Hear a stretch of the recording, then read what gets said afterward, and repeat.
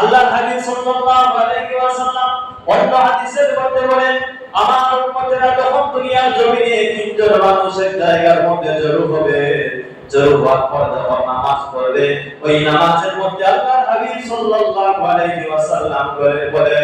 27 গুণ সওয়াব জামাতের মধ্যে নামাজ পড়ার কারণে আল্লাহ পাক রব্বুল আলামিন আপনাকে দিবেন। আল্লাহর হাবিব সাল্লাল্লাহু আলাইহি ওয়াসাল্লাম বলেন, যদি তোমরা আলাদা আলাদা ভাবে নামাজ পড়ো, যেভাবে জঙ্গলের মধ্যে কোনো মানুষ যদি যায়, কোনো মেরা যদি যায়, কোনো পশু যদি যায়, যাওয়ার পরে নেকড়ের কাছে বাঘের সামনে যদি পড়ে, বাঘের সামনে পড়ার পরে যেভাবে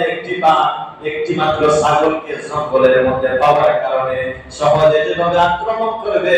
আল্লাহর হাবিব সাল্লাল্লাহু আলাইহি ওয়াসাল্লাম বলেন, এভাবে যদি তিনজন মানুষ কাতারবদ্ধ হয়ে জামাতের সাথে নামাজ পড়ে,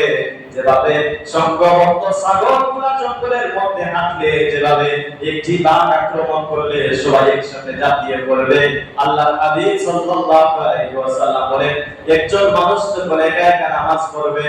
তখন শয়তান হিংস্র বাঘের চাইতে আরো বেশি ষড়যন্ত্র করে এই একজন মুসল্লির প্রতি একা একা নামাজ পড়ার কারণে তার প্রতি আকৃষ্ট থাকবে, তাকে দুঃখের মধ্যে ফেলার জন্য, তাকে আক্রমণ করার জন্য শয়তান থাকবে। কিন্তু যখন তিনজন মানুষ কাতারবদ্ধ হয়ে নামাজ পড়বে, আল্লাহর হাবিব সাল্লাল্লাহু আলাইহি ওয়াসাল্লাম বলেন, যেভাবে ওই জঙ্গলের মধ্যে ছাগলগুলোকে একটি বাঘ আক্রমণ করতে হলে ভয় পাবে, ঠিক তেমনি ভাবে শয়তানও ভয় পাবে। একসঙ্গে যদি তিনজন মানুষ জামাতের মধ্যে নামাজ পড়ে, আল্লাহর হাবিব সাল্লাল্লাহু আলাইহি ওয়াসাল্লাম বলেন, তাদের নামাজটা আল্লাহ পাক রব্বুল আলামিন সহজে কবুল করবে। সুবহানাল্লাহ। তাহলে এই হাদিস দ্বারা আমরা বুঝতে পারলাম যে আল্লাহর হাবিব সাল্লাল্লাহু আলাইহি ওয়াসাল্লাম বলেছেন, জামাতবদ্ধ হয়ে যদি তিনজন মানুষ একত্রিত হয়ে যদি নামাজ আদায় করে, সংঘবদ্ধ হয়ে যদি জামাত আদায় করে, তাহলে শয়তানের কোন ধরনের আক্রমণ থেকে, ষড়যন্ত্র থেকে রেহাই পাওয়ার সুযোগ আছে। আর যদি একা একা নামাজ পড়ে, ইচ্ছা করে জামাত তরক করে, আল্লাহর হাবিব সাল্লাল্লাহু আলাইহি ওয়াসাল্লাম বলেছেন যে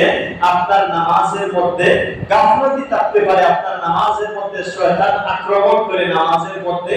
আপনার যে ফিতনা লাগাতে পারে, নামাজের মধ্যে আপনার ভুল লাগাতে পারে। শয়তানের কাজ হলো গিয়ে মুমিন মুসলমানদেরকে ভুল করতে পারে।